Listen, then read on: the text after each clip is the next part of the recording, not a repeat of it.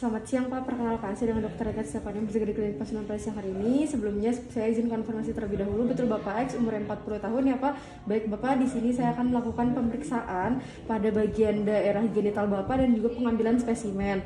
Mungkin ada rasa tidak nyaman pada pengambilan spesimen, tapi saya sudah meminimalisir, dan juga di sini ruangan yang tertutup dan juga privasi yang terjaga. Baik Bapak, di sini apakah Bapak bersedia Pak? Baik, jika bersedia dan jika memungkinkan pasien ini minta untuk menahan untuk berkemih selama 3 jam. Sebelumnya Bapak izin untuk tidak berkemih dulu ya Pak selama 3 jam. Baik Bapak, selanjutnya di sini saya mencuci tangan sesuai WHO dan juga menggunakan glove.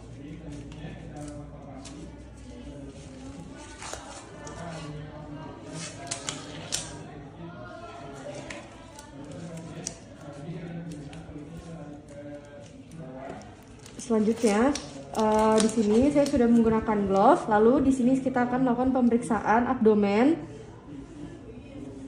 Pemeriksaan abdomen di sini minta pasien untuk berbaring terlentang di meja pemeriksaan. Lalu kita setelah itu kita palpasi pada bagian suprapubik ya untuk menentukan kandung kemihnya distensi atau tidak. Di sini kandung kemihnya distensi. Lalu kita lihat pada bagian selangkangan dan kemaluan. Sebelumnya kita minta pasien juga untuk berbaring seperti posisi litotomi atau mengangkang. Lalu kita lihat pada bagian selangkangan atau kemaluannya, kita lakukan inspeksi dan palpasi pada daerah inguinal untuk mengetahui adanya limfadenopati. Jika ditemukan limfadenopati, kita catat jumlah, ukuran, konsistensi, mobilitas, nyeri tekan atau tidak. Di sini tidak ditemukan, lalu kita inspeksi pada kulit area pubis untuk melihat lesi kulit,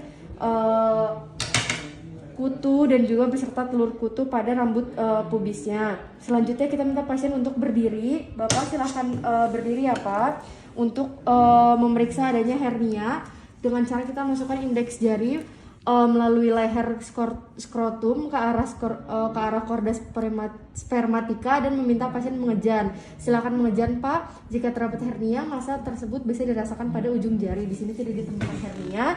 Lalu kita lihat juga pada bagian penisnya. Kita minta pasien untuk berbaring. Silakan berbaring lagi ya Pak, dengan posisi litotomi atau mengangkang. Lalu kemudian kita periksa batang penisnya untuk melihat adanya lesi seperti kutil, vesikel, erosi, ulkus, dan juga penyakit Peyronie. Selanjutnya kita palpasi pada batang penis untuk mengetahui adanya plak fibrosa yang keras seperti penyakit Peyronie. Di sini tidak ada. Lalu selanjutnya pada pasien yang tidak disunat, kita kulupnya itu ditarik sejauh mungkin dan diperiksa untuk mengetahui adanya balanitis, postitis, kutil, atau tumor. Lalu selanjutnya kita periksa meatus, urinarius, eksternal untuk mengetahui adanya meatitis, cairan, berbagai lesi, dan kelainan bawaan seperti hipospadia dan juga epispadia. Jika ada cairan pada uretra, di sini kita perhatikan jumlah, warna, dan konsistensinya. Jika tidak ada cairan pada uretra, maka uretra harus dipijat dengan lembut dari akar penis ke meatusnya. Selanjutnya kita menjepit ujung penis antara ibu jari dengan telunjuk di posisi di posisi jam 6 dan 12. Lalu kita periksa adanya stenosis, meatus, atau intralesi uretra seperti kutil. Di sini tidak ada. Lalu selanjutnya kita pengambilan spesimen. Kita membersihkan spesimen terlebih dahulu di bagian ujung uretranya atau di bagian ujung penisnya menggunakan kasa swab. Lalu setelah itu kita pastikan sampel ini tidak terkontaminasi. Lalu selanjutnya di sini kita untuk bahan untuk hapusan gram dan biakan untuk Neisseria gonorrhoeae diperoleh untuk mengambil ujung swab kapas. Di sini kita ambil, lalu setelah itu kita masukkan swabnya ini kedalaman 2-4 cm ke dalam uretra secara berurutan. Lalu kita masukkan ke media transport, lalu kita kirim ke lab. Lalu selanjutnya di sini kita swab di tempat uretranya, lalu kita masukkan, lalu kita swab lagi, terus kita taruh di bagian objek glass slide-nya. Setelah itu kita taruh. Setelah itu kita selanjutnya pemeriksaan chlamydia trachomatis. Ini menggunakan alat swab seperti kapas wall. Lalu kita masukkan lidi kapas ini ke dalam uretra. Kita putar dengan sedikit ditekan selama 5-10 detik, kemudian masukkan ke dalam media, lalu kita siap kirim ke laboratorium. Selanjutnya kita pemeriksaan Trichomonas vaginalis. Kita ambil uretra spesimen, lalu dengan kapas, kemudian kita ambil, lalu kita taruh pada glass slide, lalu kita teteskan dengan NaCl, lalu kita tutup.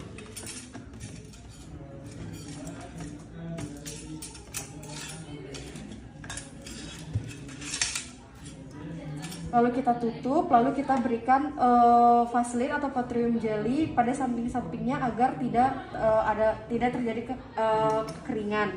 Selanjutnya kita periksa pada skortumnya ini apakah ada asimetri, eritema, dan lesis seperti kista subaceus dan juga hemangioma. Lalu pada testisnya kita harus palpasi secara hati-hati untuk mengetahui ukuran, nyeri tekan, indurasi atau massa. Lalu selanjutnya kita lakukan tes transiluminasi